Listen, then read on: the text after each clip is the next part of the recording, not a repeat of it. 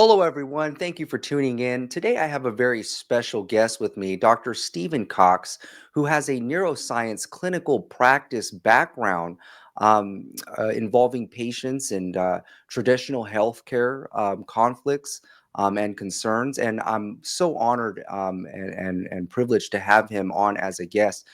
Dr. Stephen Cox, would you like to introduce yourself and further clarify Yeah, what is it that you do? sure. Yeah, I've been in clinical practice for almost 26 years now. It's essentially, I've been developing an art that involves the nature of self-organizing systems. And this gets into some pretty unique science and physics that some people started looking into even back in the 70s, looking at, well, how do living systems organize themselves? And so I had a traditional medical background for years, in a teaching position for one of the top drug companies in the world. I worked with their central nervous system division, cardiovascular division, and infectious disease divisions, and kind of just you know, got fed up a little bit with the way I saw things going. And I was on a general search too. So I made a decision to look into a field or a couple of fields that a couple of buddies had talked about for years that I never really had pursued. And it was the integration of chiropractic, osteopathic medicine, along with traditional Chinese medicine and acupuncture. And what I saw is that those fields had some things in common, even though they had their own uniquenesses, but they were the perfect match for what I was looking for to be able to dig deeper into seeing the nature of the mind-body problem in people's healthcare. And so, so I've developed that. I feel like I have a very unique expression of it. We look at, whatever somebody presents with, they can come to me for any number of things. But what we do is we take a systems-based approach looking at it. We look at what all things may be tying into why the disease process is expressing itself that way. We also acknowledge that there's a person and a body. So with that, we include looking at personal conflicts, beliefs, fears, stuck emotions, things like this that may be, creating a burden on the system in general, but more so a burden in the way that the nervous system is trying to process its environment.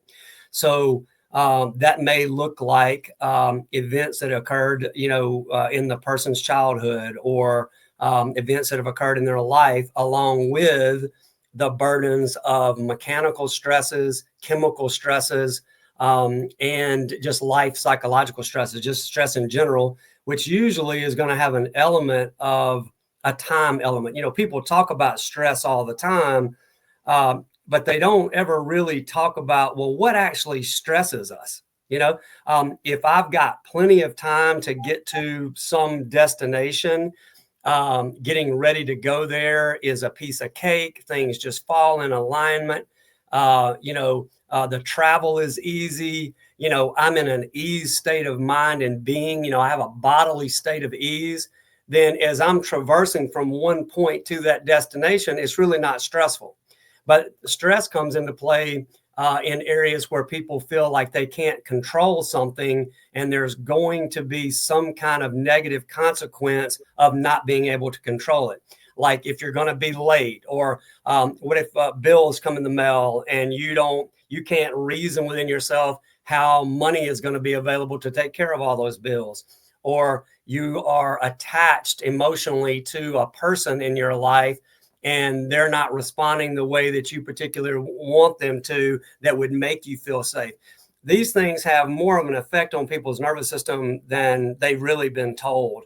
And so when somebody comes in along with traditional diagnosis, meaning all systems, we really look at, well, what role is the nervous system playing in allowing this disordered state? And so then we begin to develop strategies about how to address it. One of those strategies involves some techniques that I've developed that actually work with the self-organizing principle, with the nervous system being a dominant force in that. And when you give the nervous system the right energy and information, it can actually bring to pass states in that person that are going to look more ordered, and which in a lot of cases where disease processes themselves resolve. So we don't really treat the disease per se. That's really that really falls under the purview of more of a traditional allopathic medicine view. And just for, I like to explain words. So, for anybody that's really never come across that word, allopathic means allo, against, pathos, the disease. So you're doing something against the disease. And that really falls under the general purview of what most people think of going to their regular primary care doctor or provider for. And so typically there's going to be a diagnosis made of some kind of disorder or disease, and then the disease is going to be treated with something that's against the disease. So most diseases have a basis of inflammation regarding them. And so anti-inflammatory drugs, or drugs that work with that inflammatory process, are often prescribed. If somebody's blood pressure is high, then you give drugs that would lower that blood pressure. So what we do is we look deeper at maybe why the system is in a state of dysfunction itself. And it's very clear when you start listening to people, coupled with your exam, the ability to see where there's mechanical issues. Mechanical issues could be normal wear and tear with movement in the course of a day, or it could be old injuries where there's been some type of force application, car wrecks, getting hit with an object. And in that, the nervous system still has to deal with those external forces, but most often it will deal with them as efficiently as it can. But oftentimes it engages threat patterns within the nervous system. And what threat does is it puts us all in some type of protective posture. Even if the person doesn't look like, oh, I'm in protective posture, which is why we acknowledge that there is a person and a body, because you very well could have somebody in that protective posture. But there's also core aspects of the nervous system and core biology that's designed to protect from serious threat, something that would, cause a major infection, or blood loss, or something that would be endangering a vital structure such as the spinal cord, liver, lungs, things of this nature. So the body has innate protective mechanisms against things that could really cause harm. It's just what we've done is we've acknowledged that, yes, there is all that, and we look at all that, but there's also the person, and the person could be perceiving a lack of safety and be also using the nervous system to create protective responses when there's not necessarily the same level of harm as a severe infection, or somebody stabbing you with a knife, or getting hit, in a vital area with a baseball bat, for example. And so what happens is, over time, these threat responses, in some cases for people, it's just everyday living. What it does is it engages a part of the nervous system that's designed for protection, but that part is really best designed for the extreme short run. Like those innate mechanisms for threat are really designed to be, quick, something dealt with, and then moved on. Okay. And if anybody is listening, I would encourage a book that really explains this well is a book called Why Zebras Don't Get Ulcers, which is by a professor at Stanford. His name is Sapolsky. And in the book, he does a really good job of laying out the biochemical signatures of the differences between an acute scenario. So, for example, if you're a zebra and you're, out on the, in the Serengeti per se, and a lion starts to attack you and you run away, well, you use physiological aspects of your nervous system and your other aspects of your stress system, and you get away from the threat. And so what he shows is, like, when the zebra gets away from the threat and they actually get to safety, they kind of relax in and act as if nothing ever occurred. Most human beings do not do this. They carry unresolved stressful events from day to day to day to day. They're most often not resolved at night through sleep, because in some cases people aren't getting really good sleep, or they're getting good sleep, but the underlying issues are still in there. So they wake up and have to tackle it all again. And what happens is, and he shows this very good in the book, that these things long term, they create a pro-inflammatory state. Wow. Which it can dysregulate immune function relative to the immune's ability to fight off infections, and or the immune's ability to regulate cellular structure, which could ultimately in turn turn into a a tumor-based process in which there's extreme dysregulation in a tissue. And then of course, if the doctors that someone is seeking does not understand some of this core physiology and how it applies to people, then they'll just jump right into treating the disease and never look at where the system is dysregulated. Wow. And so it's incredibly profound. This will be the wave of the future. There's no doubt about it. Now, traditional medicine, the wave of the traditional medical future is probably genetic engineering, doing more things to where it tries to create bodies that are not susceptible to all the things that we've seen take people out. So you really, in some ways, almost have a race going on between, cellular engineering technology that's trying to create that for people, and then those of us that are in fields that are doing our best to strengthen and empower what is innately there and bring out that person's potential, which actually may include all those things that are being designed. So that's where we are in the course of the healthcare landscape today. So I feel like at our clinic, we do this incredibly well. We can have people fly in to see us, for, let's say, a week of care, for example. And in that, we can make a huge dent into what's really going on with that person. I still have the traditional aspects of people seeing me once a week or once a month or whatever the situation is that's helping them get where they want to be. But we just feel like it's super important to take into account all aspects of this, because we understand that there are what you could classify as above, down, inside out diseases.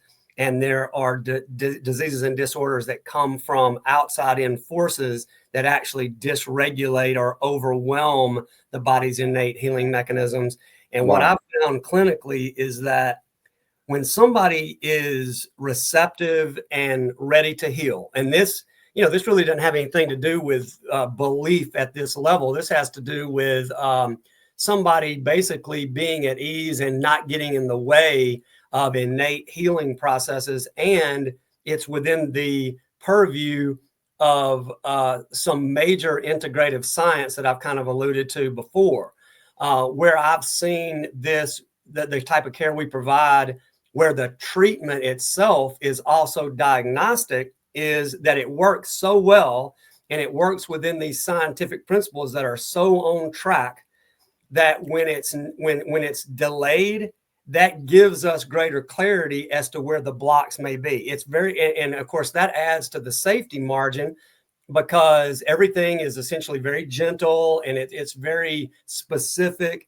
And in doing it, you literally get to watch the person's physiology just change right before your eyes. It's really amazing. And so when the person is not malaligned to that innate physiology that's starting to express, then you just end up getting a happy, more vibrant, life expressed person with a body that's working right. Whereas if it's exposing where somebody has major conflict, then what we do is we either address it, or we work in tandem with another clinician to actually help resolve the conflict, the fear, or if there's an unresolved emotional state due to a past event, or what have you. And then once that happens, it frees up those innate scientific mechanisms that we just alluded to earlier for self-organizing and ordering. And it's just a beautiful thing. I mean, it's something I'm very passionate about, and It's gotten clearer after, I said almost 26 years. It'll be 26 years in the spring. So 25 plus years, and every single year I saw advances in this understanding. And now I see upgrades in my understanding regarding it every week. Every week, from week to week, I grow in my understanding about how this works. And so that's good news for anybody that would actually, make it to me for health problem solving, so that's it in general. So does that kind of give you some greater clarity on, Absolutely, absolutely, and I 100% appreciate your passion. We're all in the pursuit of truth, and I think that your work is absolutely phenomenal, and it's a benefit for future generations of humanity. You've brought up so many great points. One of the key features about you, Dr. Cox, that I highly admire is, yes, your scientific insight, your clinical background, but also your involvement in religion. Would you please expound on this? I mean, I have so many questions about how religion affects this conflict or creates this conflict physiologically, neurologically, psychologically, how religion has impacted your clients that you have worked with. And so, could you further expound on this? As far as your faith that you've had growing up as a Christian, and pretty much how we connected. I mean, to me, you're so multifaceted, and I'm highly impressed with your clinical background as well as your theological insight. Could you expound on how religious belief has affected your patients, how it's affected you, and your overall views of theology, and how it's been involved in your clinical practice? Yeah, 100%. And thank you for asking that, because that's a really, really good question. And I believe it'll allow me to clarify some things that'll super help anybody that listens to this. Um, and there may be a contradictory view out there on what I'm about to say, but this I like, because I like the meaning of words. And so there's been several times that I've given, lectures to a community or in front of other doctors or whatever, and somebody will, bring up something about religion. And what I like to explain is that when I studied out that word, I found that the word actually is proposed to have come from a word called religare, or it's the same base. Ligare is the same base word that we get words like ligament. So ligaments in the body actually, they bind bones together. That's what they do. So tendons connect muscle to bone, whereas ligaments connect bone to bone. So it's kind of a fascinating thing to say, well, gosh, are you saying that words matter? They do to me, because I think they paint a clearer picture of us all gaining understanding. So in that regard, ligaments bind bones together. From the religious view, it's like a rejoining or a rebinding you to your source, really, is how I grew to interpret that word. And so I thought, gosh, that's kind of a fascinating word. And of course, I'm still working out some of those details, but I hope that gives your viewers a little more expanded view, because we typically, when we hear a word, there's emotional charges to it. Yes. If I've been harmed by some type of religious organization that I've been with, whether it's Christian or something else, then if somebody said to me, like, what do you think about religion? I'm like, oh my gosh, I can't stand it. I mean, you have all those kind of responses. If you feel like you're evolved and you've transcended religion and now I'm spiritual but not religious, you'll say, well, I'm not involved in religion. I'm just spiritual. And so there's all these kind of things that people do. And I like to try to resolve discrepancies through the meaning of words. And so I like this word to rebind or rejoin us to that which is greater than us. And so as far as and I'll give a little bit about my background there, and then I'll address your question about how I've seen it affect people. And then that hopefully that'll take us into the role of beliefs and what a huge deal it plays with the nervous system. And so I'd like everybody to remember that the art that I have developed within the science of self-organizing systems has at its forefront the functioning of the nervous system, because the nervous system is the master coordinator that can actually bring about change and order that perpetuates the thriving of the system. It's massive. Wow. And Wow. so beliefs play such a huge role in this, not somebody's belief necessarily in and I tell people this all the time. If something is a scientific principle and it works, like, you don't have to believe in that to make it work, but you can be believing in things that try to get in the way of it. Now that's true, Yeah. because and that's the same thing with if somebody taking a pill every day. Somebody could take a pill every day and their beliefs could actually be working against the scientific physiological effects of that pharmaceutical drug. That's why pharmaceutical drugs, and that industry is very smart. They go, well, wait a minute. People really aren't going to do the work and heal themselves. They're not going to really pay attention to the things that are getting them. So what we'll do is we'll step in and we'll make stronger and stronger pills to force these physiological changes. And that way people won't have to do it. But the consequence of that is dependency. Anytime that you have something that's very strong, let's just say I'm in whether it's a doctor-patient relationship or a friendship or a romantic relationship, and I'm the dominant party. If I'm dominant enough, and that person is submissive enough, it will actually create a type of dependency. And so these things, these principles, they show up everywhere. So I believe it's high time that people start really looking into the nature of their health, the nature of their mind, the relationship between their mind and body. And so I grew up in a little small town just south of Memphis, Tennessee, in North Mississippi, and I grew up Baptist. Okay, in this little town that I grew up in, essentially people were either Methodist or Baptist. Now, of course, there were other denominations, but the two big churches that everybody could see in the town were Methodist and Baptist. And it's so funny, I can remember because the Baptists, at least from this perspective, were a lot more strict, right? And I can remember I had buddies that were Methodists, and like they wouldn't go to church at sometimes at night, or church would be let out for a ball game like the Super Bowl or something, and you didn't have that in the Baptist church. There was no sliding on anything. You were expected to be there Sunday morning, Sunday night, Wednesday night for prayer meetings. And so I grew up in this kind of environment.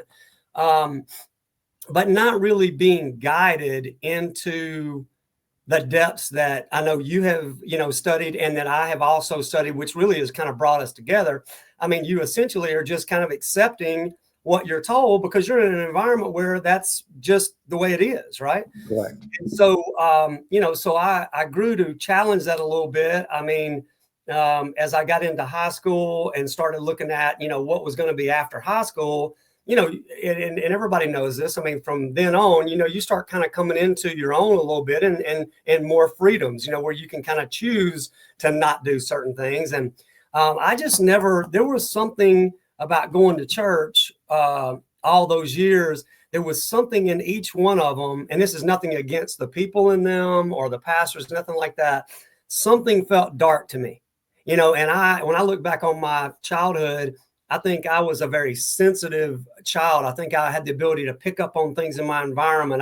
I was very sensitive to be able to pick up on things, that were around me, which has served me amazingly as a clinician, because I use those skills to pick up on things all the time that people may not know themselves, or, and so it's turned out to be a gift. But when you have stuff like that, and you don't really know what it is, you don't know how to do it, you're just a feeler, you feel everything, and a lot of it doesn't feel good. But I didn't really have the contextual basis to go, oh, this is why it doesn't feel good. I since have figured a lot of that out, which is really, I feel like, put me in a lot more of an empowered position. But when I went off to college, and I also, spent a little time in the military.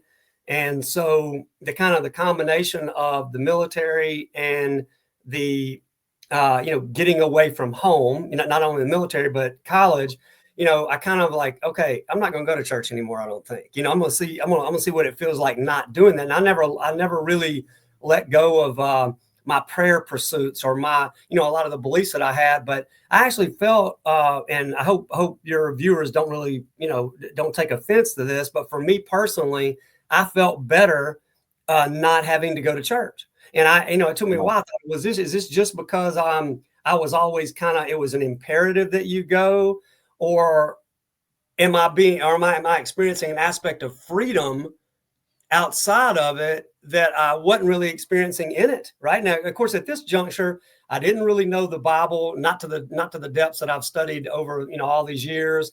And so I'm just kind of navigating through life. And then some different things ended up happening that caused me to, you get exposed to different models. I mean, especially with some of the Eastern medical models, I got exposed to some of the Eastern religions and their views.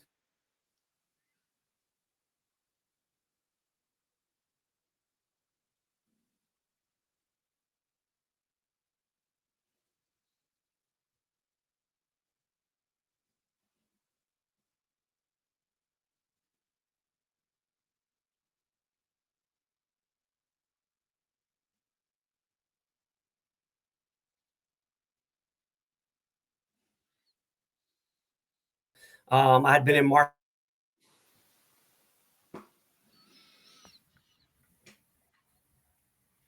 Yeah.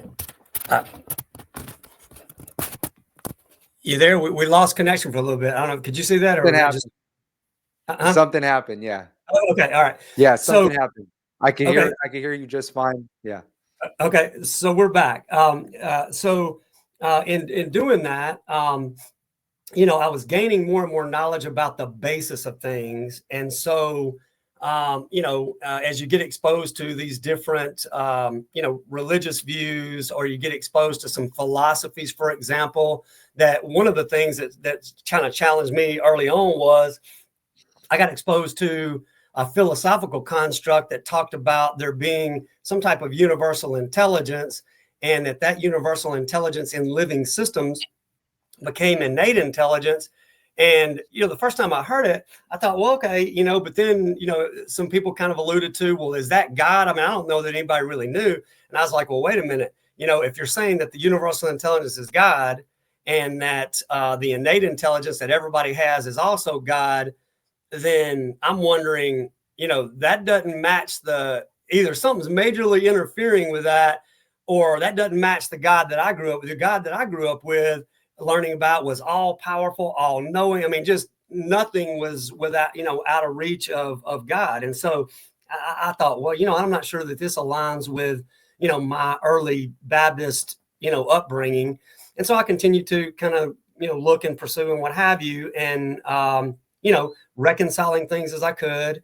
And, and that eventually brought me to let's see if I want to, I'll get into that now. So there were people along that journey that exposed me to, and some of it was, I guess more in the Eastern, viewpoint of things such as reincarnation and things like that. And that was just unheard of growing up, the way I did. I mean, it was never talked about. Sure. But now I'm exposed to people that are kind of talking about it. And I remember that I didn't know the answer, but I started considering, like, gosh, I mean, could any of that be true?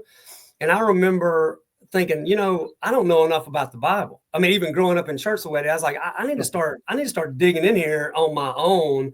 I mean, by that point, I had moved back to a small town in Mississippi. And it had a lot of the tones that I had growing up where I did, which I didn't like. And I was like, man, I feel like I've gotten back in bondage again energetically. Because remember, I'm a feeler. So I'm feeling this like conflict all the time. There's just conflict in the community. There's like an undercurrent, really, of a certain type of darkness, to be honest with you. It's like energetic darkness, There's a church on every corner. And I'm like, man, I don't know about all this. And so I started reaching out to some of the local pastors of various denominations and saying, look, I'm struggling to know the truth here. Will you sit down with me and kind of walk me through it? Right. And it's so amazing because the majority of them got more defensive than you can imagine. And I don't know whether they sensed, me coming from a clinical background, that, there were things I could know that if I put it with that, then that would threaten their model. I don't know. But all I know is that it was not a very welcoming thing of like, oh yeah, sit down and let's go through that. There was one guy that kind of did that, and he was willing to pray with me regularly. And he saw that my passion to try to know the truth, and he really wasn't defensive at all. But the funny thing is, out of our dynamic, he ultimately left his particular church he was in and went off on his own and started a whole different thing. I thought that was kind of interesting, not that I did it, but something about the intersections of journeys, pushed him into more, I think, of where he was passionate about anyway, and he felt restricted in his current church system. So it was just kind of some fascinating things. But anyway, the more that I dug into what happens when you challenge systems that are very much rooted in authority and control, is you become the anti thing, and it's not comfortable because everywhere you go, you're representing something that could actually make major changes in something that doesn't want to change. And that usually goes over like a lead balloon. But my father and stepmother at the time were involved in a small church that the guy used to be a Presbyterian minister, and he basically got kicked out of the Presbyterian system because he was having some people come from some different charismatic churches, and they felt led to listen to him. And I thought it was fascinating. He didn't ask them to come. They just felt led to get there, and they did. And then he began a teaching series on the gifts of the Spirit.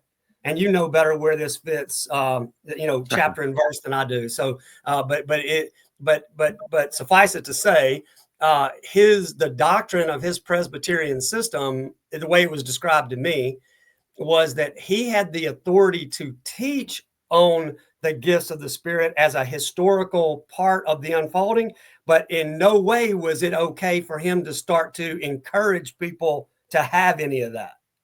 I thought it was fascinating. And when I first heard that, I thought, gosh, I never knew this kind of stuff existed. Like, why would you, if you're a church, why would you not teach on something that's actually in the Bible? And so I'm learning through this because, I mean, in some ways, I guess my upbringing was very sheltered. So, so this starts to happen. Well, they send some higher ups, to kind of watch what he's doing. And they ultimately kicked him out and stripped him of all of his credentials. And so he was left having to kind of go out on his own outside the Presbyterian system and start to do things. Well, to make a long story short, he ended up having a small church on his own. My dad and my dad and stepmother were going there. Well, when I would visit them, they would encourage me to go. So I started going. I really kind of hit it off with the pastor and his wife. The pastor saw my hunger for study. So he started spending personal time with me, going over things in the Old Testament, all these different things that tied together.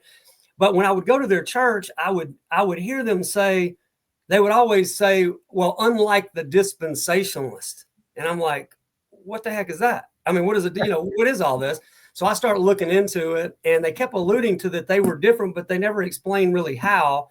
And finally, I kind of pressed one of the ladies in the church. I was like, you guys talk about this. What are you talking about?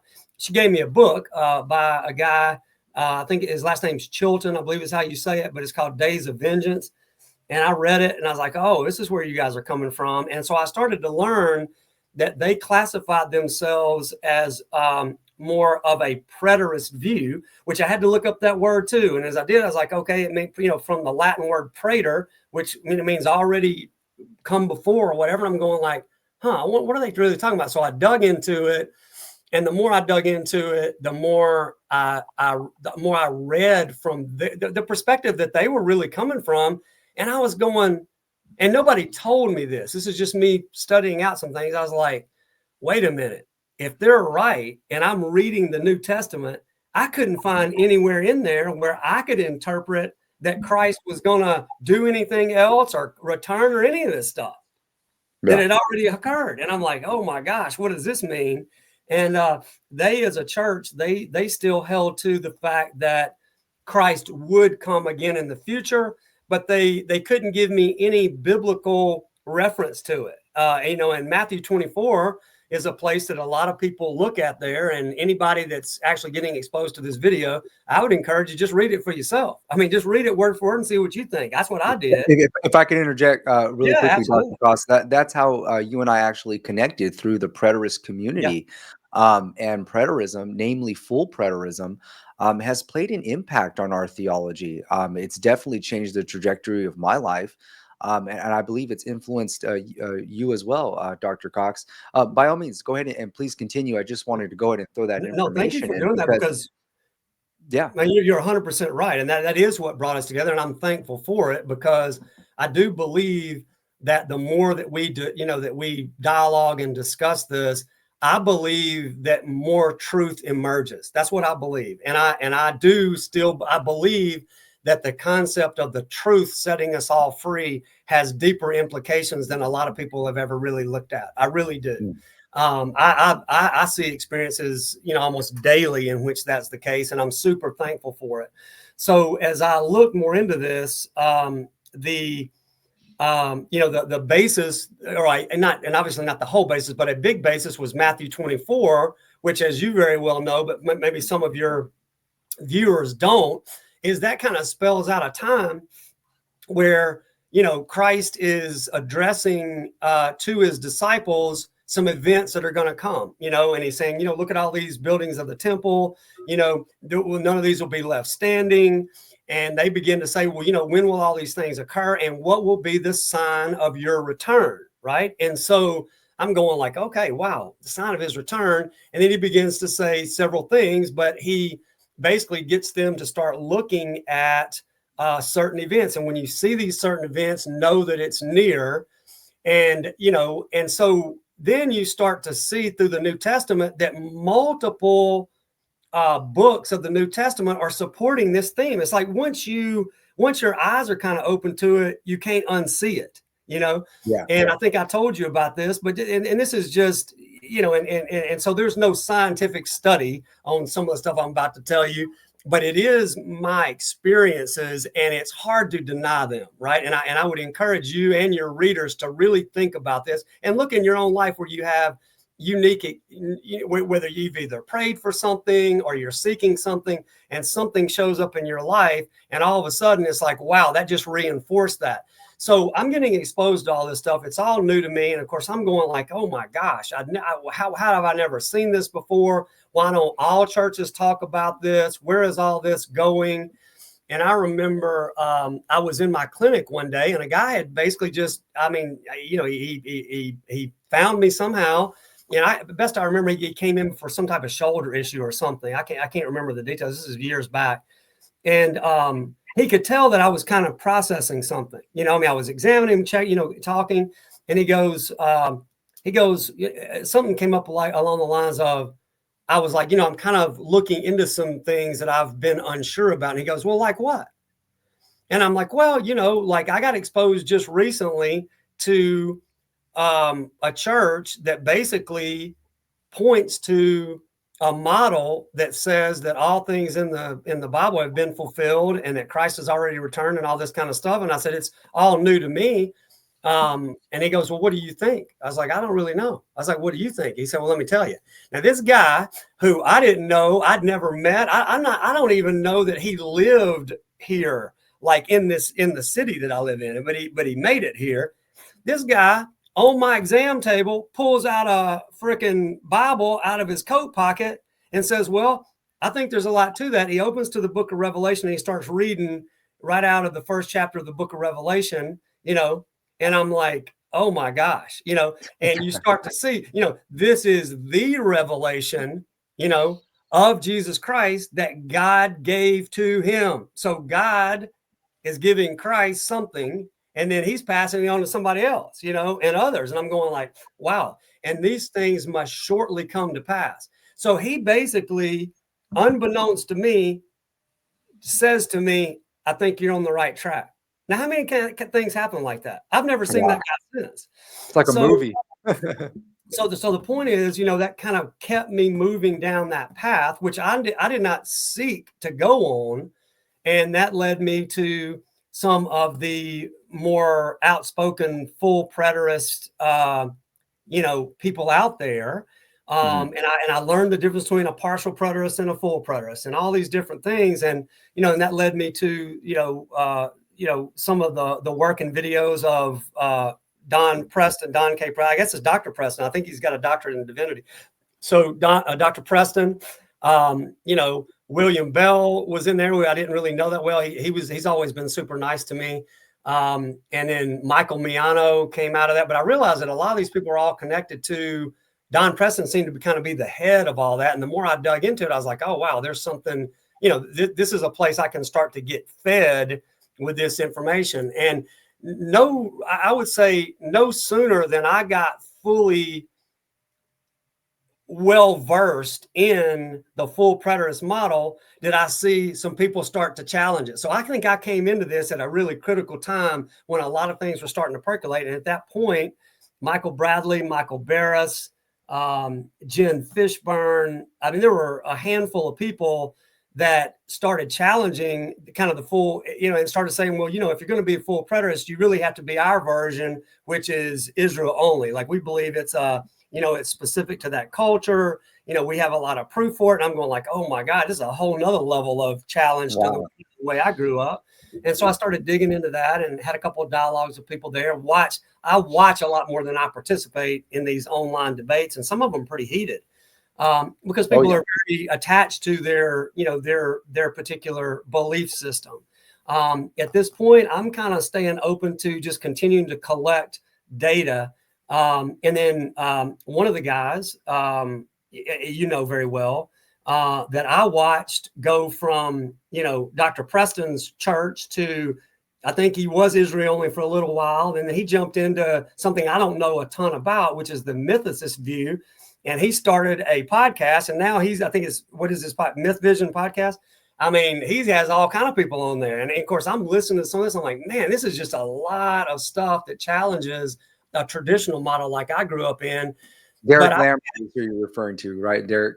Yeah, Derek Lambert. Sorry. And so, but the good of this, and I'm saying this to encourage everybody that would listen to this at any point, is that the more that I have gained stability into some things that I know for sure, my clinical model, I believe it's 100% on the money. Some of the experiences I've had in which I've prayed, trying to seek, what are the answers to all this? And some of the experiences I've had out of that, even if who I'm praying to doesn't fit how I traditionally grew up, I still really kind of pray like that. So you still have a as I made spirituality to you. You still have a spiritual life, is what you're apart from your.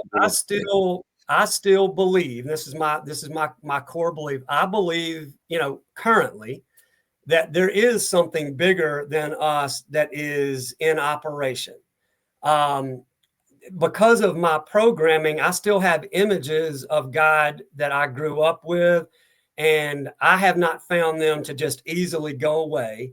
But what also comes in there is a different, and in some cases, I would think a more expanded view in which I'm seeing that there is some type of all-knowing consciousness that wants good for us all, wants betterment, wants us to wake up, wants us to come into our potential, but in a lot of ways does not contain some of the images and views that we get of God when we read the Bible.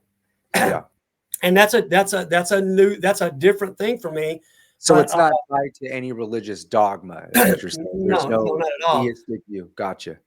Yeah, like for example, and I'm certainly not I'm no scholar in Buddhism for sure, but it's been connected with a lot of the martial arts I've been involved with in the past, even though I didn't practice, the religion per se. What I do try to take away is when snippets come through on my journey from different sources, I go, hey, that may be applicable. And of course, growing up traditional, fundamental Baptist, I use that as my kind of my staple balancer, to understand things. Not saying it's all right, but just my way of going, like, it gives me a reference point. And so, like, for example, one thing that jumped out to me on some of the aspects of the Buddhist principle or tenets were this idea of attachment to permanence and attachment to desire as being the causes of suffering. And I thought, well, my God, why am I in clinical practice? Is it not to reduce suffering? I mean, Yeah. I don't think there's any doctor out there or provider out there that wouldn't say that their job is to assist people in reducing suffering. Right. I just think that that's a truth, And so the more you learn that you can help people with, I think it's beneficial. And so in that regard, I thought, well, gosh, why would anybody be attached to permanence? Or why would somebody be attached to desire? And then a buddy of mine said something. He was kind of like a big brother to me, at various times in my life. And he was kind of on some similar pursuits. And he said something that's always stuck with me. But he said to me, he said, Steve, he said, you cannot desire from the place that gave birth to the desire. And when I heard that, I was like, oh my God, that's on the money. And that started me seeing more and more the significance of looking into the nature of consciousness. Because if I or anyone else is holding on to a consciousness that is connected to an aspect of self, which is kind of who we believe we are, that believes a certain thing, and we desire from there, part of the suffering that comes in, and I think most people have had this experience, is that you don't get your desire. Or if you do get it, it costs you a lot in getting it. Or if you do get it, then you don't want it the same way that you did. So it's a conundrum of, it's kind of like there's a no-win deal there, right? And I started going, my gosh, you gotta have a shift in consciousness. And I don't know if this is 100% what is attributed to Einstein, but I'll quote at least the common quote attributed to him there, which is, you can't solve a problem from the same consciousness that created the problem.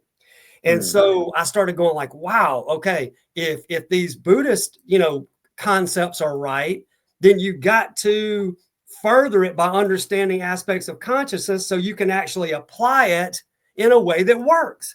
And I thought, well, I wonder, is there anything in my traditional Christian upbringing that kind of points toward that?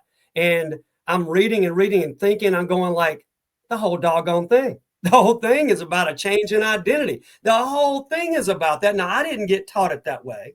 And I would venture to say that the majority of churches don't teach us this way.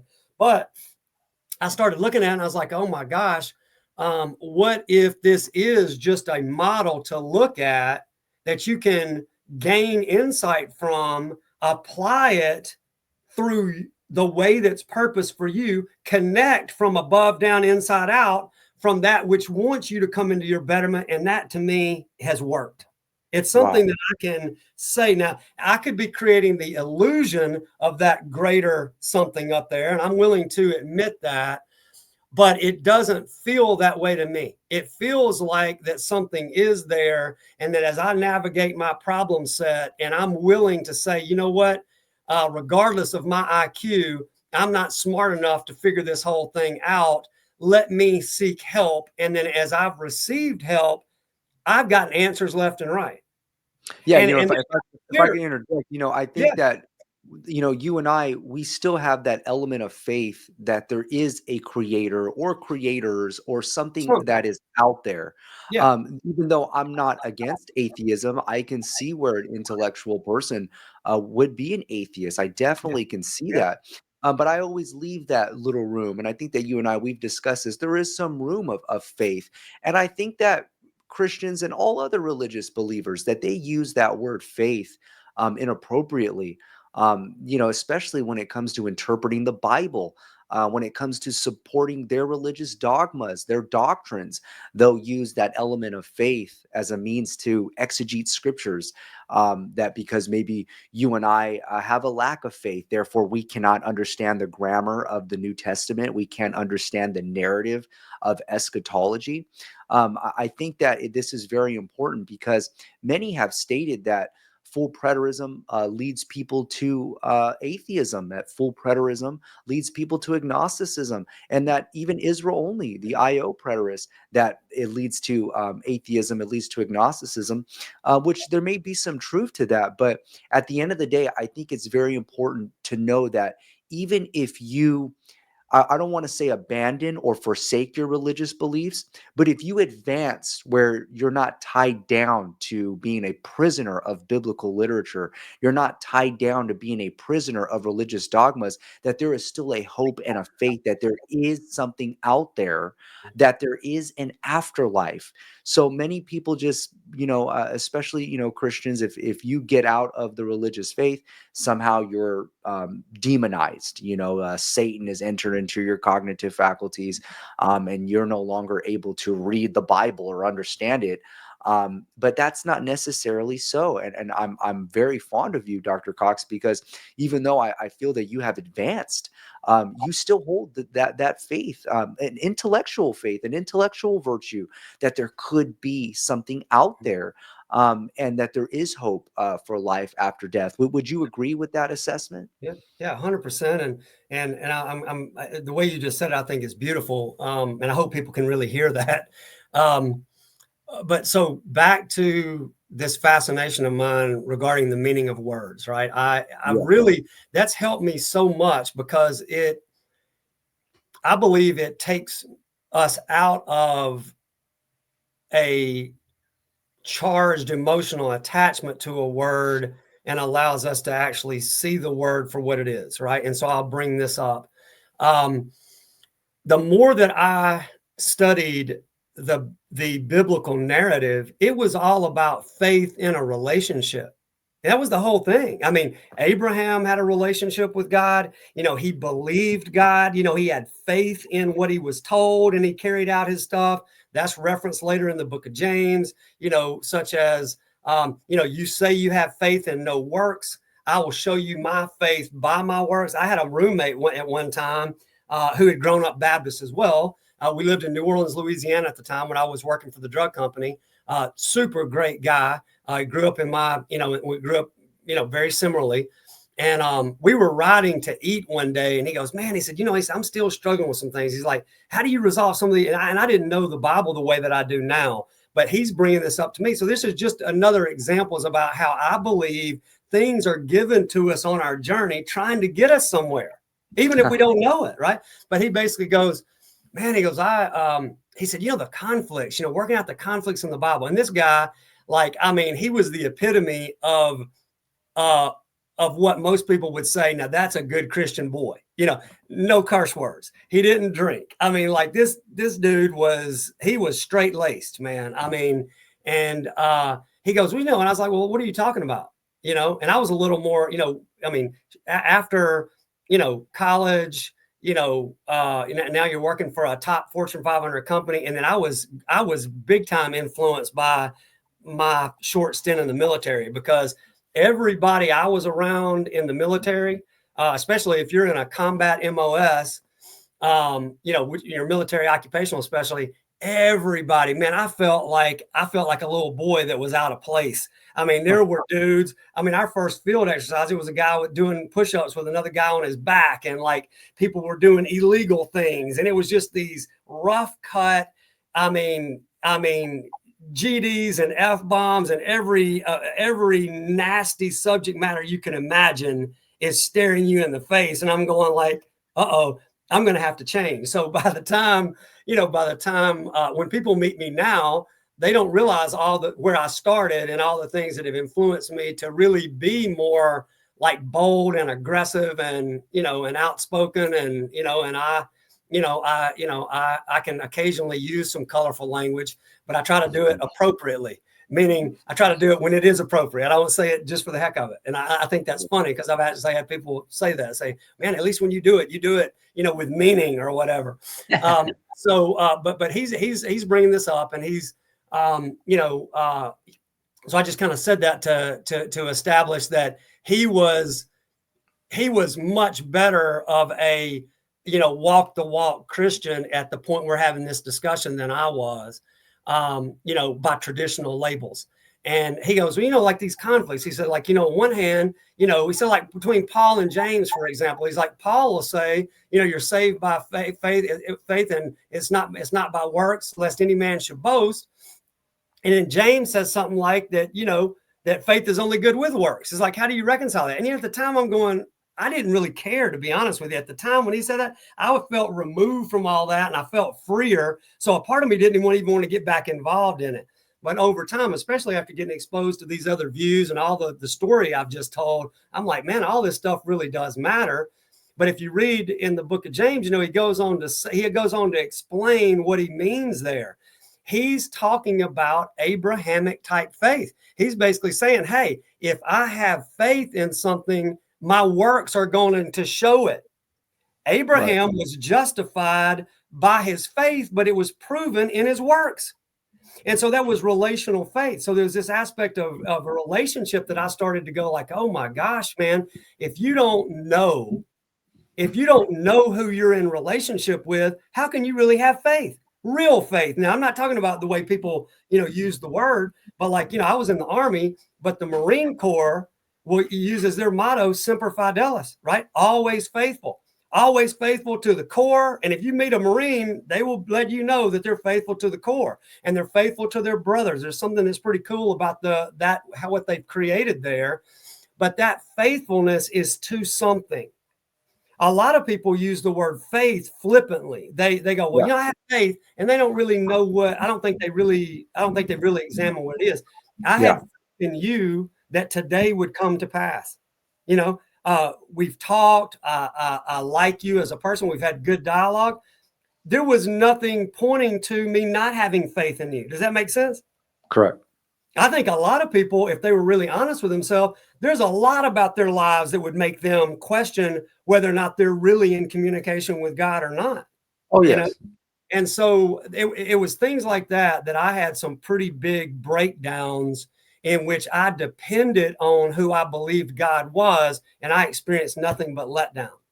I experienced the opposite of what I thought I was hearing, and I'm like, man, and I reached enough pain there where I was willing to let go of it all. I was really willing to say, hey, I don't want anything to do with it. I mean, I'm talking about to the point of, having great animosity toward, this aspect of God that I grew up with. And I will tell you that the freer I've got from all that and the more I've healed with whatever it is that I think I'm communicating with, I don't have that strained relationship anymore. It's just not strained. This one doesn't seem like there's any kind of imperative. This seems like that. It's like, I'm out for your good. I want you to have good. I want you to come into where you are. But, I'm not going to be the one that punishes you when you don't. You essentially are going to punish yourself, or some civil authority is going to punish you. And that really should bring us to the concept of, belief, sin, salvation, things like that. And this morning, as I was kind of preparing for this, I was like, man, I wonder, is there anything in addition to what I normally talk about that I could introduce? And I think this is the perfect place for it because it will tie into your faith piece. But this morning in my kind of awakening time where I do get a lot of insights, and a lot of times I'll write out of it. I was like, oh my gosh, a whole lot of the times, law is a result of beliefs in our individual lives. Like if I have a certain set of beliefs and they are serious, like there's a lot of weight to them. There's a lot riding on those beliefs. And a lot of it has to do for my security, something that keeps me safe, whether it's safe in my personhood or safe in the afterlife type idea, where you're going to go when you die. Those beliefs are very highly weighted. And when they are, you have a law. And when somebody transgresses that law, man, you're not having any of it. And I started getting these insights this morning. I was like, oh my God. I mean, that's why a lot of people react the way they do. I mean, if I left my clinic today and decided to drive 100 miles an hour down the street that goes in front of my clinic, which the speed limit's 40, and there's a police officer and they choose to pull me over, they will say, hey, what are you doing? They may give me a chance to explain, but probably at 100 miles an hour in a 40 mile an hour zone, they won't. but I'm using that as an exaggeration. They're going to basically say, why are you doing this? What are you doing? And I may have an excuse, or maybe I don't. And they go, well, I'm going to write you a ticket. So they're writing you a ticket. They could not write you that ticket if there was not a law on the books saying that you couldn't speed. So you're violating their law, and therefore you're ticketed. And then you go before a judge, and that judge can say, okay, you know what, I'm going to let you go this time. Even though you're guilty of violating the law, I'm going to let you go, because the judge has that authority. And I think a lot of our country, I think a lot of people's views of traditional Christianity, they're all mixed in here. It's why a lot of places that you'll live, especially in the South, you go to a court square and there'll be the Ten Commandments on something posted on on the courthouse square. I mean, like, and that produces tones within and of itself. And so the point is, that is, that's that. Now we got Old Testament law, and we've talked about laws of the state, but Yeah. there's also people. So people can have individual laws. So if let's just say there's person A, and let's say something in me says, okay, say this to them, and I say it to person A, and maybe I don't have any kind of sinister intentions. Maybe either I'm trying to elicit a response positively, something, but if it lands on them and it violates their law, which is core to a belief they have of something that's getting them somewhere, I'm going to get a reaction. And that reaction will either be passive, which they don't say much, they just kind of keep to themselves and they run away, or they will use words or actions that come back to punish me for transgressing their law. Now, I'm telling you, this stuff is key for us understanding more about humanity works. It's absolutely key, in my opinion. And Yeah. so when you start really looking into all this, you say, oh my gosh, what beliefs am I holding that are allowing me to be affected by things in my life? What are they? And the awareness of that allows you to enter a realm of paying more attention to bodily feelings, paying more attention to the people that are in your life and the interactions you're having in the course of a day. What reactions are elicited? All of these things that happen, in my opinion, are windows that are giving you an opportunity to grow into your potential. So I wouldn't probably not understand that relative to transformation. And what I mean by that is, I hold to the belief that as we renew our mind, as we really examine the things that hold us captive, we actually can transform into a different state of being. We become a new person. And what comes with that is a different outlook, and it potentially has profound bodily changes that come with it. Wow. Okay. Yeah, And if I so, can interject, one of the most yeah, controversial and prominent philosophical topics is, how does personal identity persist through the time and space continuum? yeah, Many scientists have already determined that our molecular structure and our cells 10 years ago, 20 years ago are not the same, that we have an entirely different physical body on the cellular quantum level. So this is mind-boggled philosophers and scientists, how one's personal identity can persist through time and space. And I think you touched on this, in much detail. You talked about transformation. I'm not the same person I was when I was 5 years old. And pretty much everything that, I could remember, it's pretty much, does our personal identity, is it impacted by the hippocampus, the memory of our brain? I mean, if I had some trauma to the hippocampus, some injury, I'm not going to remember my name, I'm not going to remember my loved ones, I'm not going to remember authority figures, laws. Could you touch on this as far as, what are the things that pretty much shape our identity, and yeah, is it constantly transforming? Because I know that yeah, that is a Christian, yeah, narrative. That's a Christian topic, being yeah, transformed. The Holy Spirit is that agent that somehow ontologically enters into your brain, and you're, in this sanctification process where you're yeah, constantly being renewed. Well, if we're no longer Bible believers or staunch Christians per yeah, se, that means that we're negating the Holy Spirit's interaction. Okay. So, I mean, is it a God ontology? Is it God's spirit? Is it this creative spirit that's entering into our brains and is helping us transform day by day? But if we negate that, Dr. Cox, and we say, well, it's not a Holy Spirit, or it's not an Mhm. ontological substance that's external, and now it's being internal Yeah. in our brain. It Yeah. crosses the physical world, goes into our brain.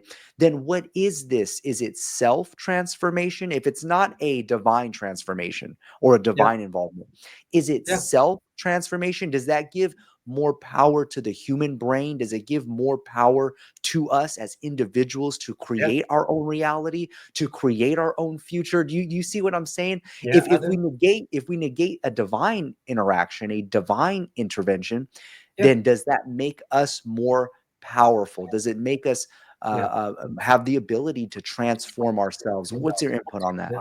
I don't know, maybe so. I mean, I'm still very influenced by my upbringing. Okay. And when I say that, I mean, I've challenged a lot of it, but and then I'm not saying this is right for anybody else, but I'm still reluctant to go, hey, nothing else has to be out there. I can do it within me.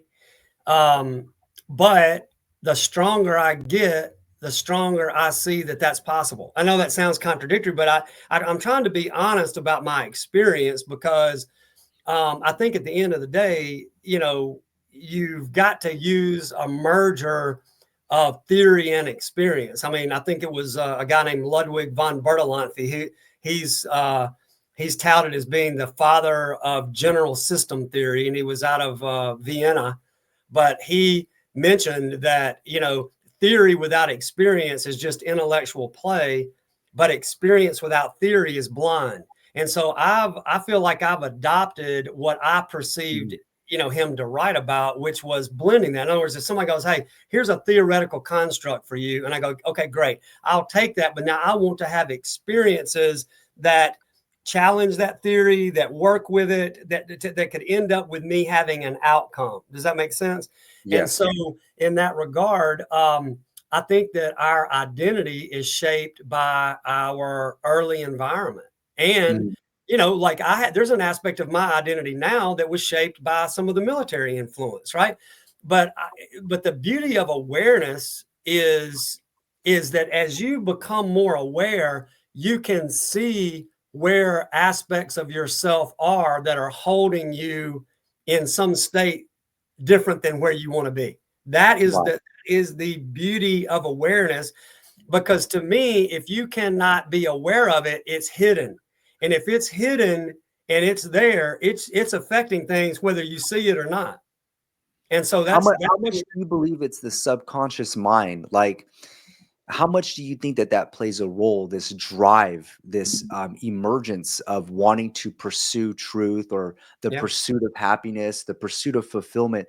Do you think that that's regulated and caused by the subconscious mind? I don't know. I mean, I guess it could be, but and this is just my opinion, so it could be totally false. Um, I still hold to. So let me clarify two things here. And of course, everything I'm saying is testable. I mean, like, people should question the things I've said. Everything I've said today, I feel like I have pursued and spent ton of time on, and that's why I can say it the way that I have. When I'm unsure, I try to say I'm unsure. But right now, and this will integrate two major things. I personally believe that something greater than us, in the form of consciousness, something greater than us, is shaping the unfolding of humanity, is shaping where things are headed. So that influence is coming from where we are being affected by that influence. But I don't see any evidence whatsoever that that influence is doing the work for you. The work has to be done from within you. Huh. So Everything that I'm inspiration? doing. Say What that again. about what about inspiration? Is that something, Yeah, because oftentimes. I mean, I don't know. I mean, I would say that inspiration, at least in the model I'm growing into, inspiration would be a product of the merger of something in you with that higher consciousness. It's not, um, and I'm not saying some things can't happen the traditional way. I've been in a lot of charismatic circles where something was happening that looked like it fit the New Testament type narrative, right? And I Hmm. don't know, but it never those kind of things never held water for me in my personal crises. Not really. And if they did at one point, then whatever has been shaping my life has brought me to where I currently am. And it's better than anything I could have ever imagined. I mean, Wow. and so it's hard to talk against the very thing you're experiencing that is 100% changing your life, whereas some other things that you've experienced have appearances like some of the older traditional stuff, but it didn't stick with me. It hadn't been the big mover of the needle in my life. So I don't know how you reconcile that, other than there's people out there, like psychologist that I can't forget the guy's name. He wrote a book called A Theory of Everything, but he basically had these hierarchical levels of consciousness, and some of it had to do with like if you let's just say that there is a type of consciousness or mindset that includes a lot of the traditional view of God that you and I both grew up under, with a pretty heavy slant toward the charismatic, right? Which we both have experienced aspects of. Let's say that that is a realm of consciousness and experience of which, when you're in it, it looks like all that has taken place. But if you step outside of it, you see something different. Does that Gotcha. make any sense at all? I mean, I know it's kind of Yeah. some convoluted language, but it's my way of trying to explain how some things can look exactly like how, you and I have grown up, but yet not necessarily be the truth. Yeah, like, Yeah. there are teachings and principles in religion that I believe derive from a human, innate anthropology. Like, we talk about spirituality, we talk about spiritual experiences. Yes, you're going to have that within Christianity. You're going to have that within many other religions.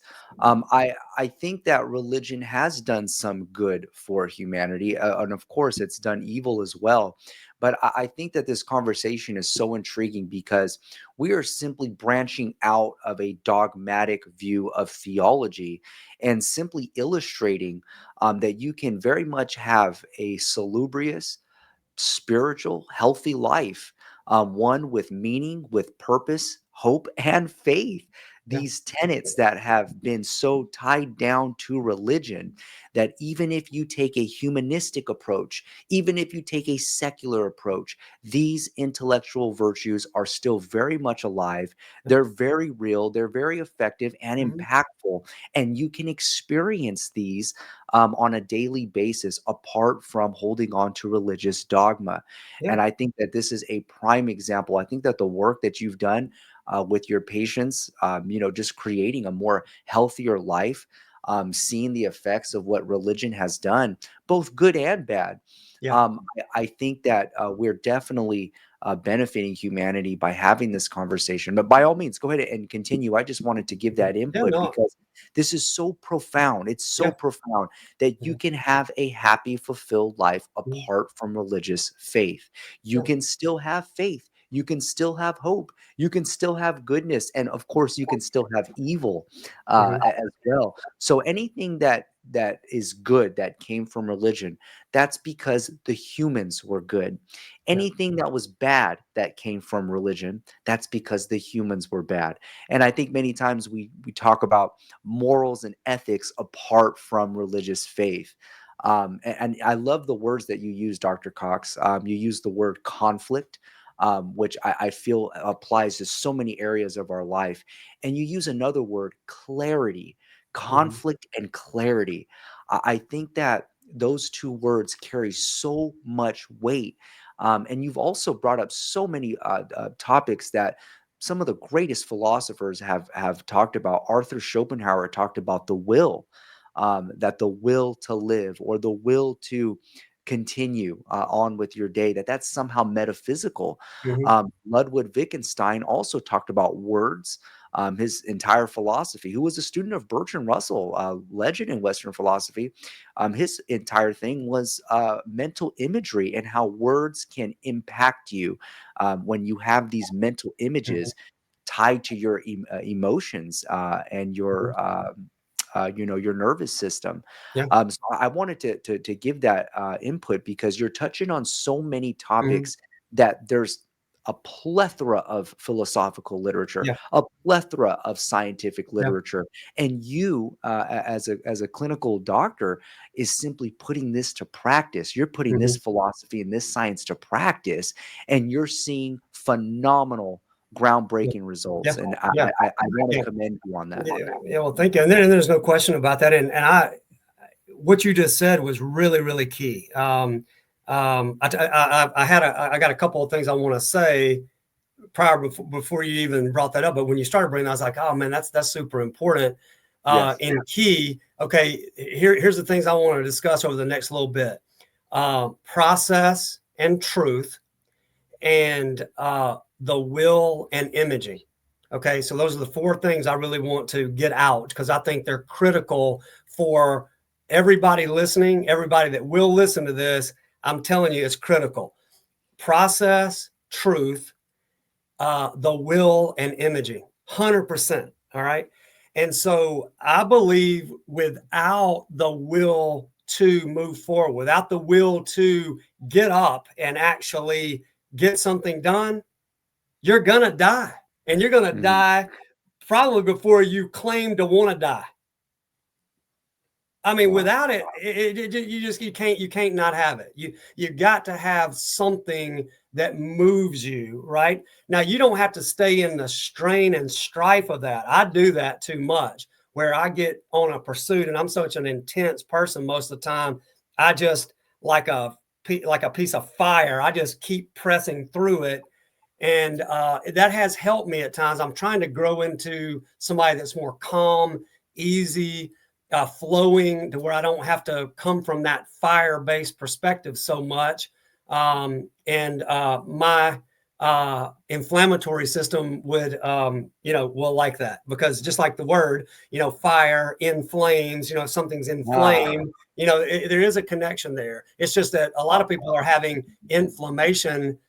They don't even have to be a fiery expressor like me to have inflammation. Sometimes my fiery expression allows for me to express and dissipate energy in a way where it lessens the inflammation in my body.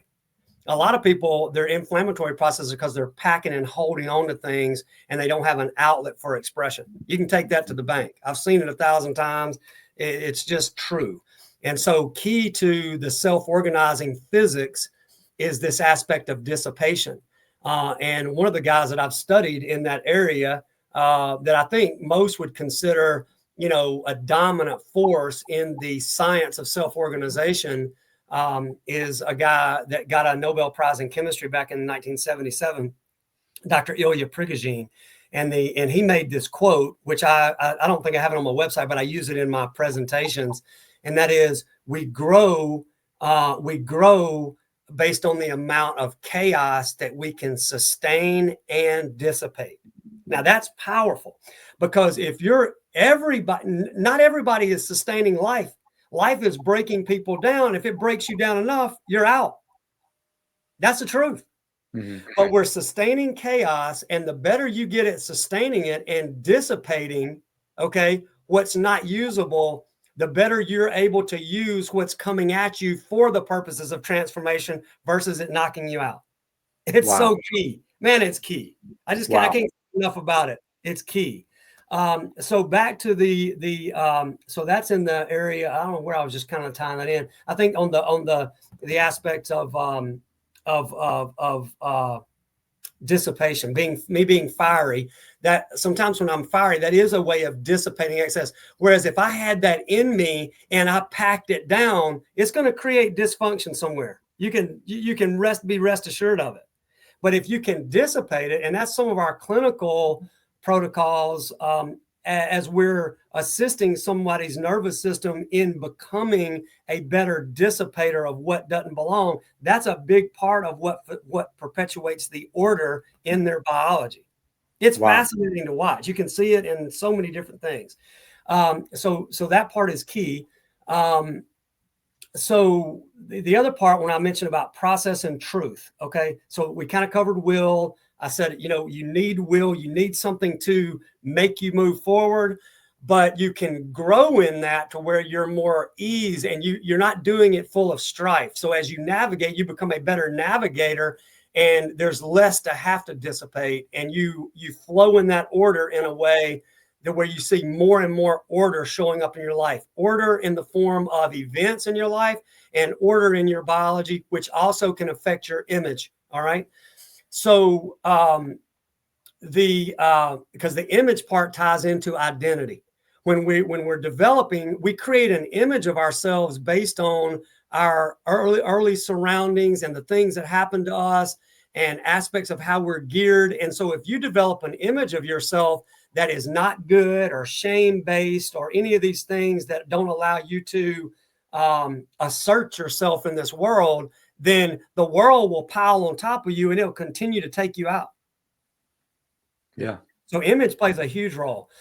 In regard to the process, the reason I mention that is because it always struck me interesting from a New Testament perspective, is that when Jesus is addressing his disciples and he says to them, if you continue in what I've taught you, then you shall know the truth, and then the truth will set you free.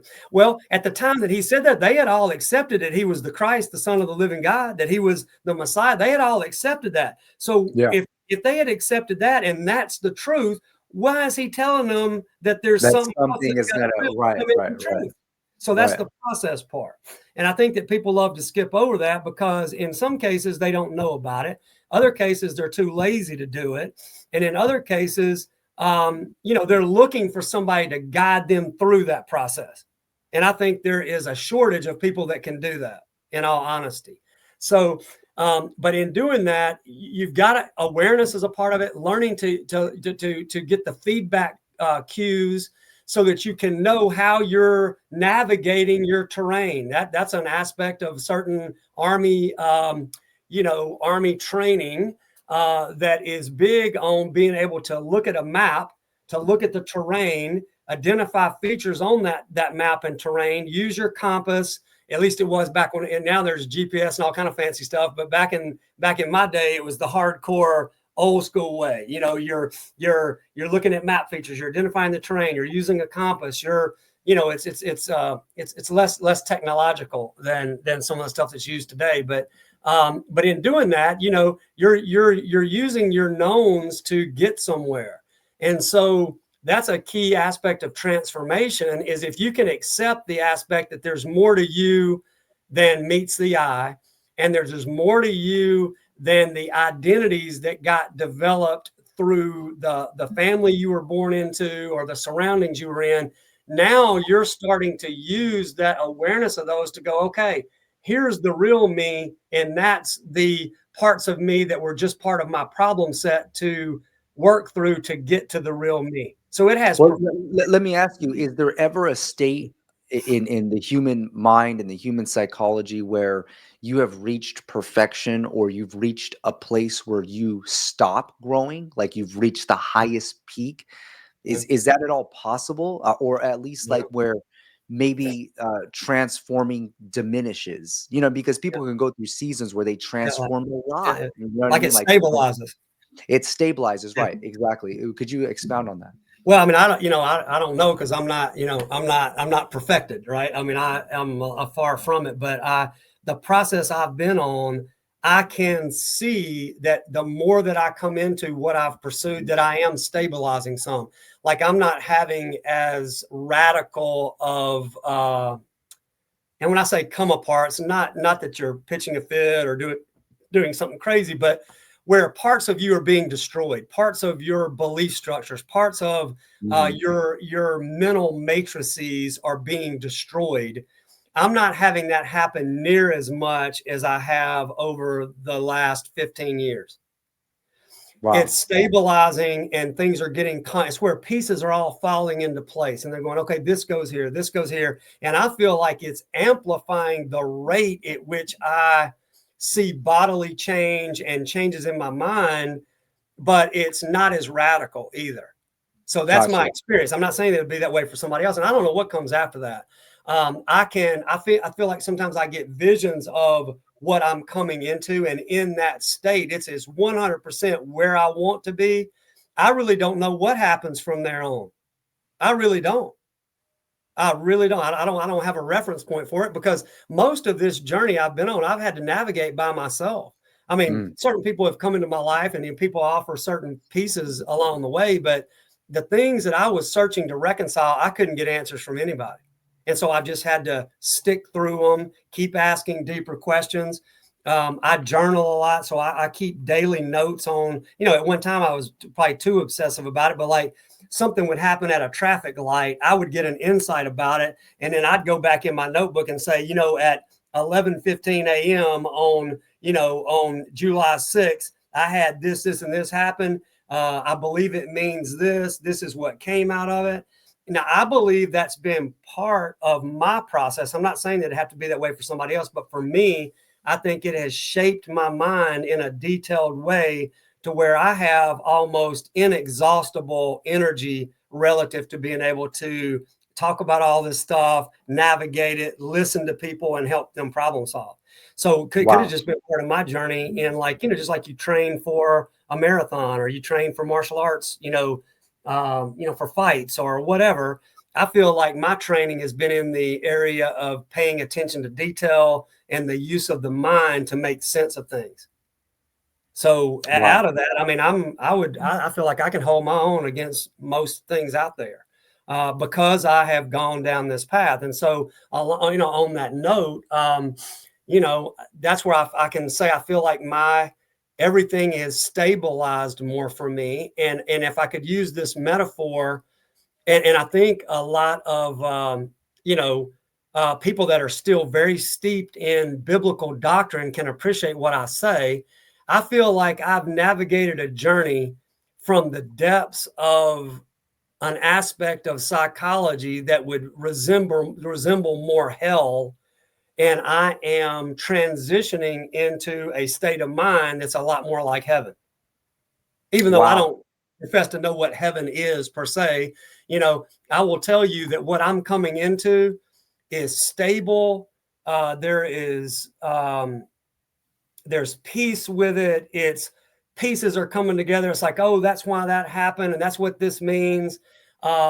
Emotional flares of things are resolving faster. So if something challenges my system, I've got a construct to work with in which I'm able to go work through it and navigate through it, you know? Wow. Um, so like an example of this, and this is where, so I like to bring it back to real world stuff, because I usually have to, a lot of the things that I talk about, I have to live out. I mean, and I'm not saying that to say, hey, look at me. I'm telling you, that's the way it's been done to me. If you want to look at it that way on the path, it's like, if there's something that I'm trying to figure out and understand, I mean, I'm given the opportunity to understand it. And sometimes it's not very comfortable.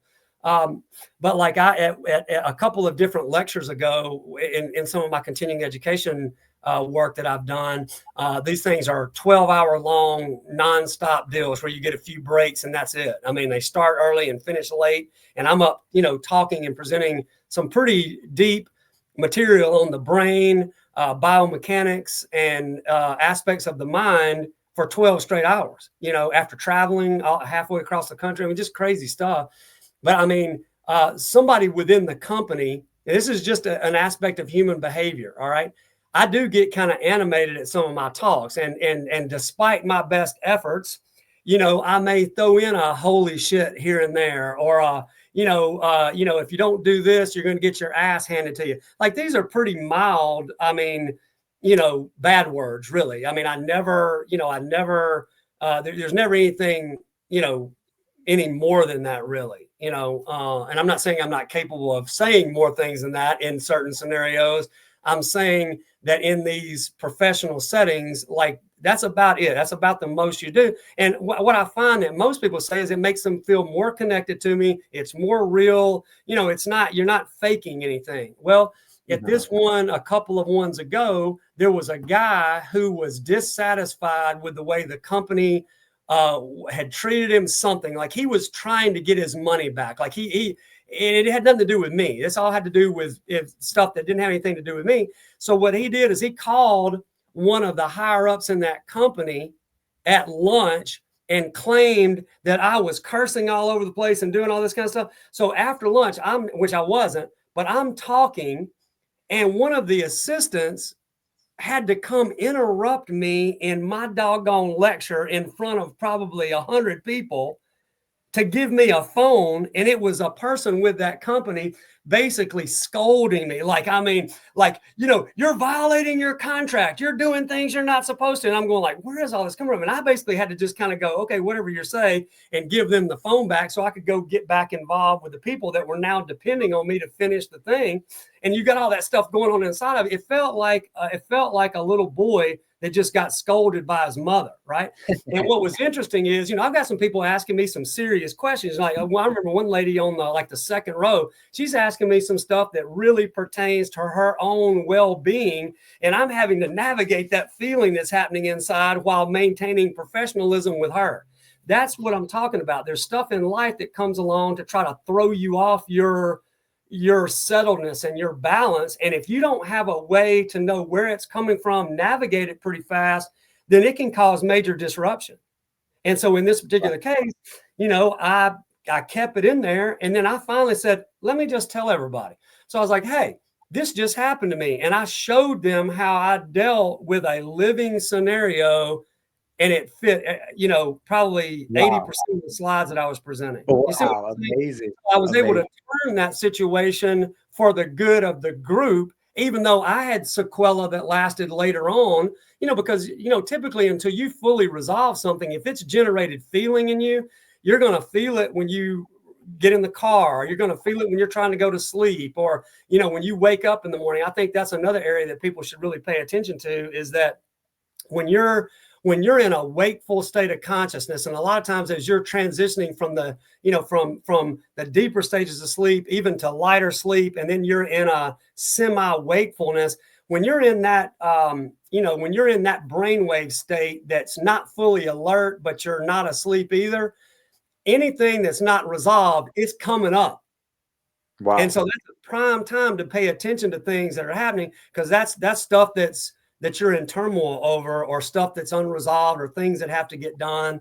And so in that regard, but this is why context is so big, because as I looked at it, and this is where transformation is such a big deal, because as I've grown, even in my own personal growth, post all those couple of events, now when I look back on it, I'm not as stuck in as being a party in the crime as much as I am a witness to it. And I'm going, yeah, you got a guy pitching a fit because he's not getting his way and money's involved. And it's landing on somebody that probably fears, how it's going to affect their business and how that's going to affect money. So it's all got to do with security things. And now that I've transcended, I'm not in that drama anymore. I'm looking at it and going like, my God, look at all this. This stuff's all happening for people, but it seems like it's happening to people. That happened for me just as much as it did to me. But if I don't have the construct to be able to say, well, this is exactly why it occurred, well, now as I'm some part of me is taking that personally, and it may feel like crap. So I think these are things that are happening in everybody's life.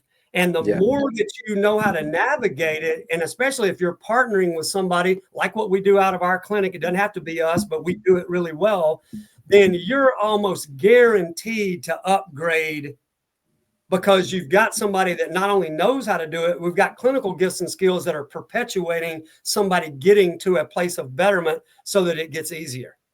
Wow. So it's a really a profound thing. So what I tell people is, I'm like, hey, look, you by coming to us, you may get some health problem resolved, like some stomach problem or heart problem, or elimination problem, or muscular issue or joint issue. Yeah, those things may get better, but what you also gain is a framework for transformation that is incredibly powerful, with somebody that can 100% facilitate you where you're going. There is no doubt about that. That I know for sure. And I know those things for sure while I'm working out the certainty of who is it that I'm praying to here. And I say that openly and honestly, because if somebody watched me in the course of a day, if they just had a private camera on me and watched me, you know, go into my meditative and prayer place, I'm usually contemplating a problem. Like I'm feeling something inside or I'm experiencing something and I'm like, this needs to be resolved. What are the answers here? So I automatically start opening up to those answers when I do that. Then if I reach a point where I like, hey, I need some help here, that's when I'm appealing to that greater consciousness of saying, look, I'm trying to work through this. Could you help me here? And Mhm. so far, I have never not had that occur once I made the shift away from being locked into my old traditional views. And that's not trying to sway anybody. I'm just telling you, in my personal experience, I have found some things that are working, and they're Wow. working in a way to where there's proof of it. Like, and to me, I that is that's strengthening me in some way as opposed to weakening me. And I feel Wow. like I can then in turn give that strength to any patient that comes to see me for care. You know, It's wonderful. It's beautiful because it doesn't involve a religious dogma. It doesn't involve eschatology, end times. It doesn't involve faith in a religious figure. These are just intellectual virtues that come from, our innate human structure. Our human psychology. I think it's absolutely honorable. If I can, I like to get this book. I'm going to have to just dismiss myself for just 5 seconds. okay, Let me go ahead and get this book that okay, I feel is very, very pertinent to what we're discussing here. So, Dr. Cox, you mentioned so many times, your patients and how you have benefited them throughout the course of your clinical practice. Here's a book right here. It's Religion and Emotion mm, from Oxford. It's a pretty decent book. I mean, there's so much empirical data, history on how religion is so tied into our nervous system, yeah, our mental framework, our entire conscious reality on a daily basis. And everything that you have touched on, Dr. Cox, is at this level, mhm, this level of scholasticism, this level of clinical analysis. I think it's absolutely phenomenal what you're doing because you're benefiting humanity. And that is your goal, is to benefit humanity. And I just want to highlight that it's not necessarily tied to religious dogma. It's not mhm, tied to theology. This is something that you have as a doctor that is deriving solely from your own personal altruism. And I just want to go ahead and commend you on that. But this book right here, everything that you've touched on in this session is so very pertinent to world-class scholasticism that takes an unbiased approach to religion, to its mhm, effects psychologically, how it affects us biologically. yeah, And I think that everything that you have shared mm, should be shared throughout all of humanity. yeah, I think more and more people are starting to awaken and yeah, want to resolve this conflict. They want mhm, to resolve this clarity. They're not getting it yeah, at church. They're not yeah, yeah, getting it yeah, from their pastor. They're not right, getting it from just reading the Bible and busting mhm, out the Greek and the yeah, Hebrew. yeah, That there's something more. And yeah. I think that you are putting that piece to a puzzle Mhm. for many. And I think that many will look I at would you. love to. I would actually love to. If I'm just saying this because it gets on my mind, I want you to continue, but I want to say this and see how you feel about it. But if there were pastors out there, whether it's in this city or across the country, I would be willing to meet with them as a group and help them understand this stuff even deeper. It wouldn't be to trash anybody's denomination or view. It's not that. It's that I believe that the clearer you get at looking at the mind body problem, the nature of the nervous system, and being willing to acknowledge that things like the emotions of shame, guilt, resentment, anger, sadness, all these different emotions, they actually have an expression bodily, at the very least through the autonomic nervous system. And the autonomic nervous system is not under most people's conscious control. And so Mm, when that happened to me, the little story I said about, kind of being called out, in front of all those people, let me tell you, I was feeling all kind of stuff in my body, but I chose not to give in to them right then. I stayed with a strong mind. I dealt with the task at hand, all the while not necessarily suppressing them either. And then later let them bubble up. And in that state, I was able to resolve what they were giving me the opportunity to resolve. So do you see the Wow. significance of that? I feel Yes, like people that are leading other people could super benefit from the stuff that I'm saying, and the clinical absolutely. experiences and the neuroscience background, because it is a needed thing. In my opinion, it is needed. Like we're in an epidemic of chronic disease, and a whole chunk of it is in autoimmune disorders and digestive disturbances and cardiovascular, types of symptomatology, that a big chunk of them have to do with conflict, with unresolved emotion, stresses in people's lives, and aspects of trauma, which by the definition of most trauma, specialists out there would say it's not just the stressor. Like traumatic events are where the person and their nervous system tag it as important, but then, and there's an element of inescapability to it. You can't escape it. But then you also have an aspect of powerlessness or victim to it, right? And this is where people can't shake it. This is why, veterans struggle with this a lot of times, with what's labeled as PTSD. But in truth, all kind of people are having PTSD type things. And for one person, it could be getting yelled at a time in their life when they were vulnerable and they tagged it with meaning. Whereas somebody else, it could be in combat where, mortar rounds are going off close to them. There's a range of different things that can trigger it, but it's not always the precipitating event as much as it is the recipient of the energy and information in the scenario. And that's critical. And it's critical for when people are, when I see patients, I have to kind of get a sense of like, where is this person coming from before I say or do anything per se, and I've had to grow in that regard, like all of us do. I mean, I can remember in times past, like I was so set on helping somebody, but I didn't know enough to pay attention to some of these other things. And I probably did things that added to their problem, even though I had good intention. I was doing sound-based things, but I might have been doing too much at a time. Pastors do it all the time.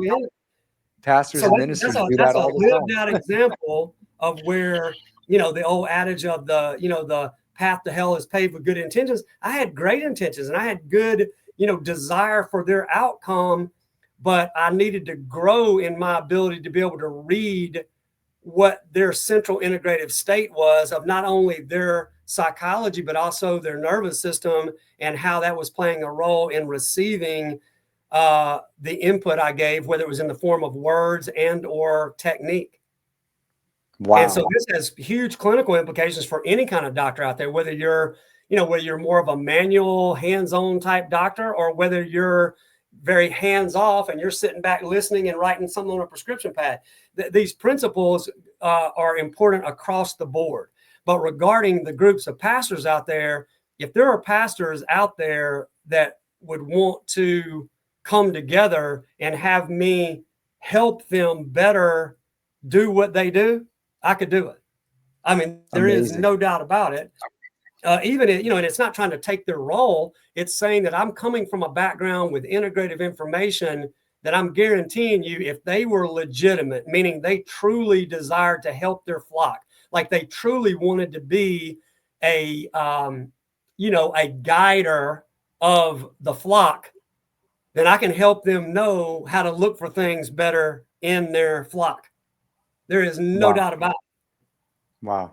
And that combination, I mean, there's just really profound implications, because what I foresee for the future is ultimately world change. And that's going to occur by each individual taking responsibility for their own healing journey, number one. And if you're in a position of helping, some position of authority, you better get well versed in all this stuff, or you're going to be way behind the times in how to deal with people and what they're presenting to you.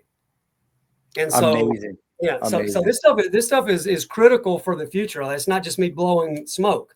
I mean, this stuff is critical for the future. And, Absolutely. you know, Yeah, so yeah. and it's happening now, and we're pushing over the hour and a half mark. Okay. I do just want to go ahead and give you again the platform to say any finishing statements, any finishing thoughts. I think we just barely scratched the surface on this. Throughout this conversation, there are at least 20 topics that are on our next session I Yeah. would like to address because this is such a dynamic. Topic of what we're discussing here: religion, its effect on the nervous system, psychology, the meaning of Yeah. life, purpose, the will. I mean, these are philosophical topics that are intriguing many, even Christians and religious people, who are branching out of Bible theology, not necessarily forsaking the faith, but maybe they want to be educated in other areas of philosophy and science. These topics are so profound, and they're life changing. So, is there any final topics, any conclusions that you like to state? Well, just that, as we're all working out the truth, because I believe we all are. I don't know that anybody has a 100% on any of it. I have tried to describe my journey because I do believe as we all do that, more truth emerges. That I think is significant. And at this point, I would like to encourage everybody, even if you're challenging the model you're in, if you're confused or uncertain, you're in good company. Everybody is, to a degree. But as I've worked through a lot of my confusion and come into the things that I've talked about today, it's stabilizing more and more and more and more. So I believe that's an indicator that I'm on the path that's for me, and I am being shown, yes, this is where I want you to go. This is where I want you to be. This is what I want you to be doing. I do not believe I'm doing that for myself per se, as I still believe there's something greater than me pushing it. But I do not find that which is greater than me pushing it is doing the work for me. Wow. And so that is something I would say that if anybody can hear that and you think you're ready for more, then feel free to reach out to me. We're in the process of rebuilding a new website that'll have a lot more fancy bells and whistles where people can make appointments, do all these things. Right now, the current website is www.aero mind and body mindandbody.com, and it's got a lot of information in there that I've kind of touched on today. But it's got the way to to reach out to us, and you can kind of see the more about the clinical framework. But there's stuff in there that's talked about, like workshops for a vibrant life. And it's interesting in there because in that component, when you look on the website, there's a quote that basically, I believe it's Albert Schweitzer, the quote, and it basically says, the tragedy of life is what dies in a man while he still lives. Mm. And I believe that is so on the money, because there's something in each of us that is wanting to come out. It's wanting to come out, and it's wanting to make us all that we're supposed to be. I believe that which is greater than us that I've described today wants to see that come out in everybody. And I believe certain people are being put in roles as a facilitator, clinician, whatever your different role is, to be able to assist in that process. I believe that is the bigger picture. It is taking place. And so what we're going to try to do for 2025 is to have more live events where I'm taking all the information that I taught to other doctors over the last 2.5 years, and I'm going to translate that into public education programs where I basically give the general public everything that I taught all those other doctors all these years. And it'll be done in a way to where it'll be palatable. I don't believe in dumbing things down just to and lose the meat of it. Although I do believe communicating it in a way to reach your audience is important. But I can say that whenever I'm teaching something, people are going to be getting the real deal, raw part of it. It's not going to be some watered down version of what I taught. It's the thing.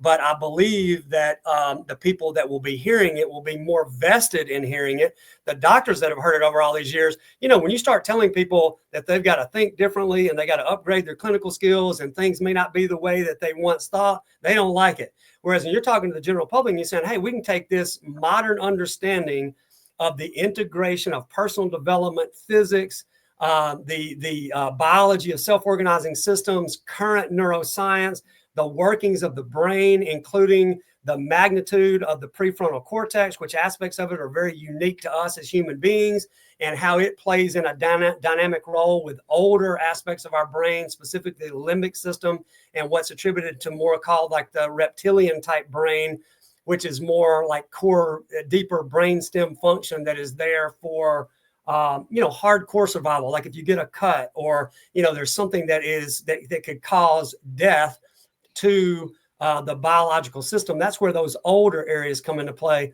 But those limbic areas, they're reading things as potential death that aren't really capable of really bringing death except through the states of consciousness and emotions and the person's aspect of self-identity. It's a fascinating blend of where survival physiology really comes into play.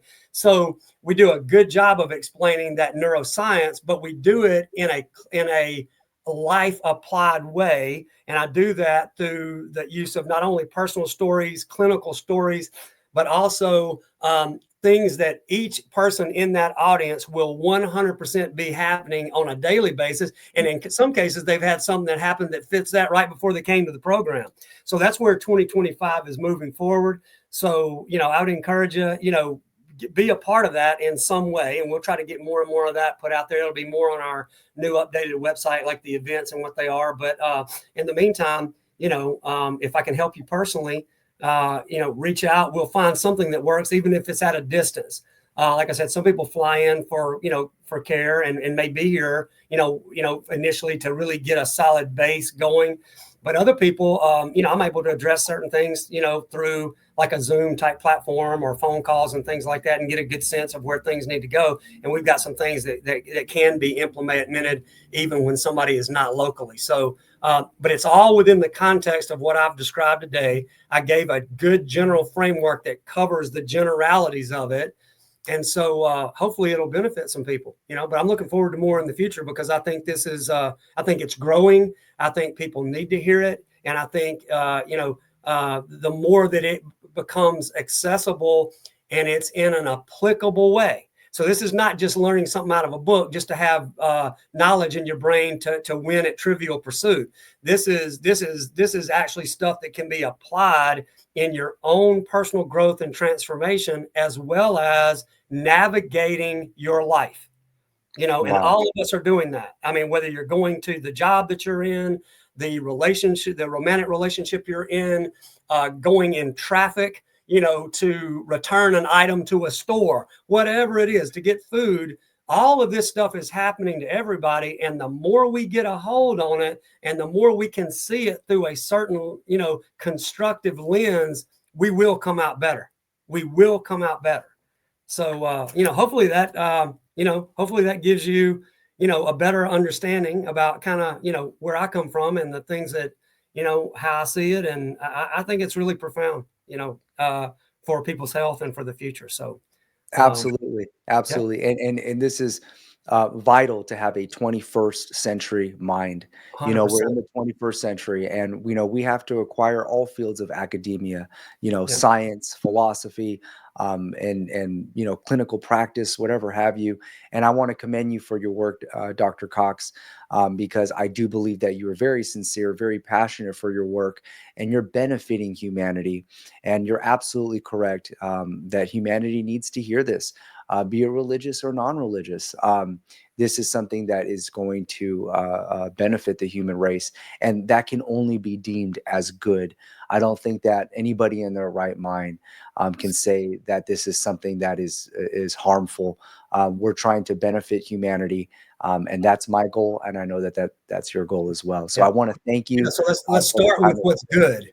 Let's start with what's good and with what's known, right? And the other stuff that we're all trying to kind of figure out that I don't believe anybody has a full hold on.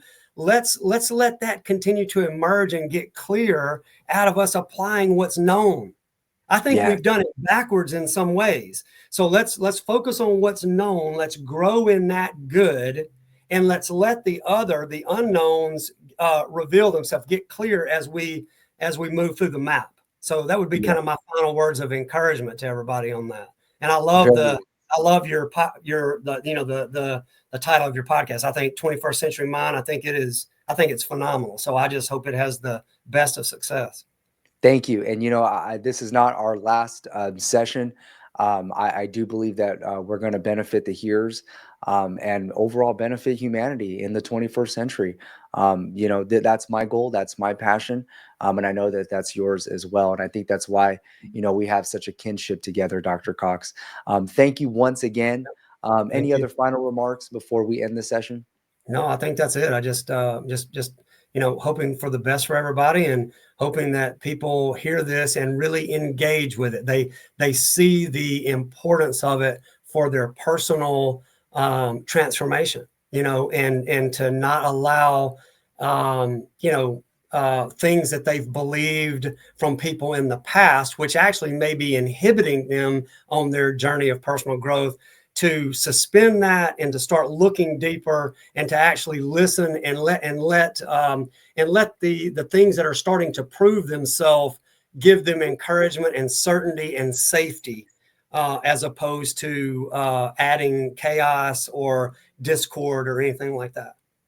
Perfect, perfect. Well, until next time, we definitely covered so many topics that's opened up so many Pandora's box. So I'm looking forward to our next sessions to come, and I hope that this has benefited those who are hearing now. So thank you once again, you guys, for tuning in. This is 21st Century Mind. My name is Tristan Gabriel. This is Dr. Steve Cox, and we're looking forward to hearing from you. Please go ahead and give your comments, your input, and definitely would like to engage with the viewers with more to come. Thank you so very much. Thank you.